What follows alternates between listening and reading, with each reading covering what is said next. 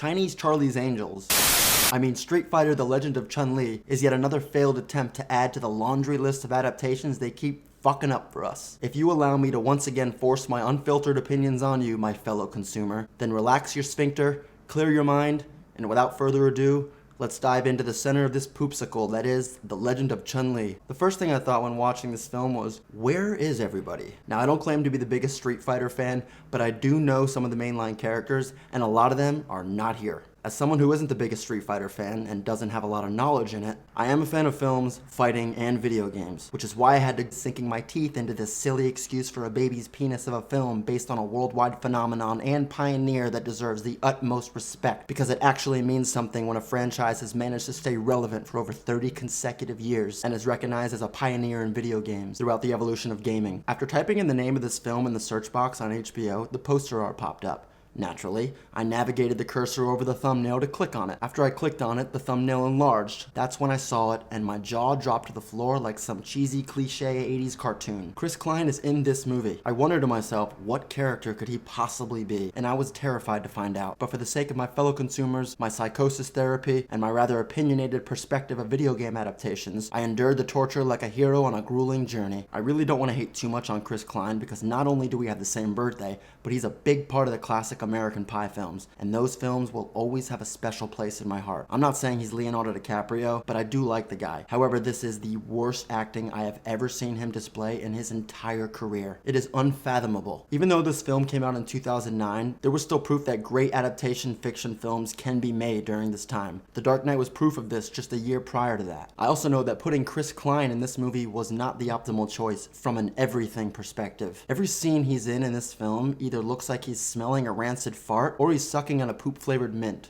Now, I'm well aware that this is not the first attempt at Hollywood at a live-action Street Fighter movie getting made. The reason I chose to do an analysis on this film as opposed to the 1994 Jean-Claude Van Damme action film Street Fighter is because, well, I didn't want to. It's old as fuck and I've never seen it and I might not ever see it. Also, not enough people are upset about how badly this film robbed its fans. So this is why we're gonna do this one. Any more questions? No? Perfect. Moving on. Capcom is just an absolute powerhouse when it comes to franchises and games they put out. They are on fire right now, as they have been for years. The films they sign on to get these games made into is a completely different story. A sad story, but a completely different one. Who knows who the hell's making the decisions over there about that? To start things off slow and painfully, I'm gonna read the synopsis shown on HBO, verbatim. Vengeance fuels a martial artist's effort to bring down a sadistic crime boss in this explosive action thriller based on the video game. Within only the first 5 minutes of this film after the credits are done rolling, it reminds you yet again that it's based on the Street Fighter video games. Now, before I was able to move forward on this thought process, I had to be sure that I knew what I was talking about, lest I sound like the creators of this film.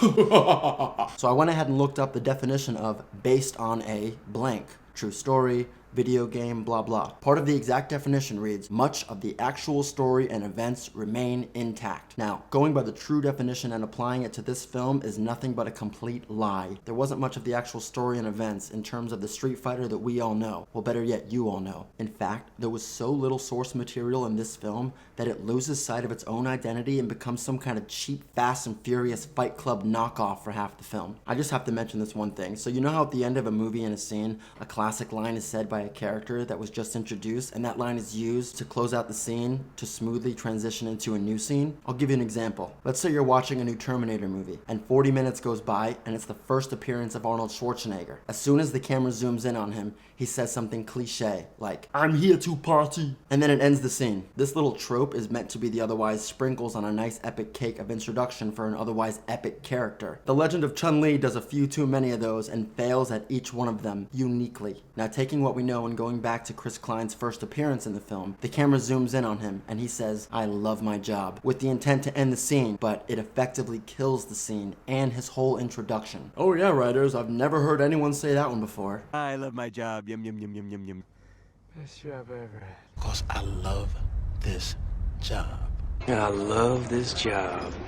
I just could not handle watching Chris Klein in this film. I really could not believe that on top of all the cringe they provided him with, he also had to do the classic, pretend to kiss the girl next to you while you're undercover so you don't look suspicious while spying on your target thing. Seriously, how many times have we seen that in movies? That is one of the most common tropes used in pretty much every genre known to man. Comedy, action, sci-fi, romance, spy, mystery, everything. Seeing that really threw me for a loop. And that's when I came to the conclusion that Chris Klein's only purpose in this movie was so he can be the American punching bag who's given all the cheesy, terrible, cringe lines to do in this film. It feels like this film effectively destroyed his career as an actor. Now here, Michael Clarke Duncan, rest in peace, and Neil McDonough are in a class of their own, but they're also very right at home here and exactly where they should be as B-movie villains in this film. Since these are the types of cheesy B-movie roles they're used to doing most of the time anyway, hey, it's work for them. I get it. I do want to address Michael Clarke Duncan's fight scene with Chun-Li's father and how illogically hilarious it was. Why the writers included this and thought no one would notice the significantly large gap in their fighting capabilities is just a classic amateur writing move. It's very clear that Michael Clarke Duncan is just a large man who can only swing his right fist once every couple minutes, and Chun-Li's father is a master martial artist. Height and weight does not matter here when a big dumb tactless brawler is up against Bruce Lee. The dialogue is deplorable and completely lacks in any and all individuality as well as originality. It's nothing like we haven't heard or seen before. The acting is just so bad I can't figure out a way to be more emphatic about it to you. It's just so unrealistically subpar and completely amateur. I've seen better acting from YouTube influencers. How in the world this film made it past the studio execs, let alone initially receive investments to get it off the ground and out of the pitching room. The story was bare bones and generic. The reasoning behind the executive decision to make this film narrated by Chun-Li is non-existent. No one knows why. Also, the generic plot itself, oh, crime boss and the entire crime organization get taken down by a flawless looking, vengeful 110-pound female fatale that in reality couldn't punch through a paper bag. I've never said this before in any of my videos, but I'll say it now. It takes a specific type of movie to be a success and have the protagonist be the narrator and speaking in the past tense at the same time. Doing that and going this route essentially reduces the entire film to just exposition, and it feels like a waste of time. Why are you telling us this? Why are you telling us this now? Who are you talking to? These are questions that need to be answered for narratives that choose to take this path, to which this film does not do. Why is this film being narrated by you, Chun-Li? Why are you telling us the story? Why is it past tense? Where are you now? What are you doing now? How are you? Now that's not the case for every film that decides to go the route of narration by the protagonist, but if the writers aren't adept enough in that form of writing, then it will not reflect well on film, as shown in this 2009 iteration. This film really had some strange scenes in it too. So strange and out of place that it made me question why they're being placed in a Street Fighter film. I had to look up the budget for this movie because the quality of some of these props, the costumes, and the 80s Ghostbusters special effects look like they were sponsored by Party City. I want to address one thing about Gen. It was just really weird seeing him played by our hero Robin Shou in this film, also wearing a tacky wig that was just poorly glued on. The hairline adhesive to his wig was visible. You might recall Robin Shou as your childhood hero, as he played Liu Kang and the protagonist of the 90s Mortal Kombat films. He's an awesome actor, and I typically do like seeing him in roles that suit him, but this was just not one of them.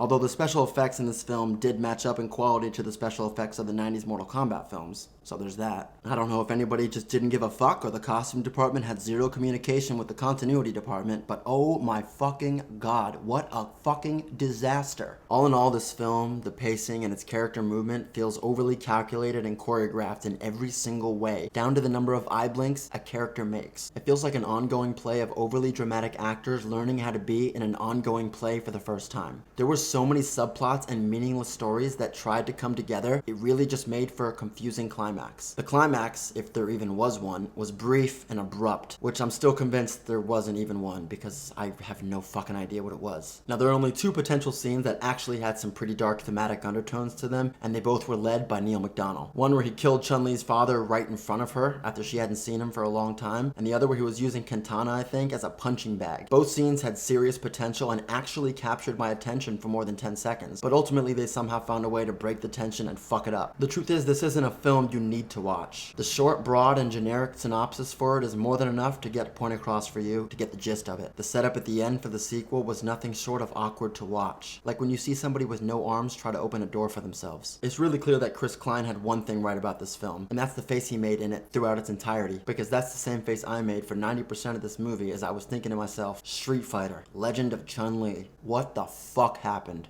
You really do get the feeling though that this movie wanted to be something much more than what it actually turned out to be, which is just so depressing. Alright, well the video's over. So, until next time, I guess. Bye for now.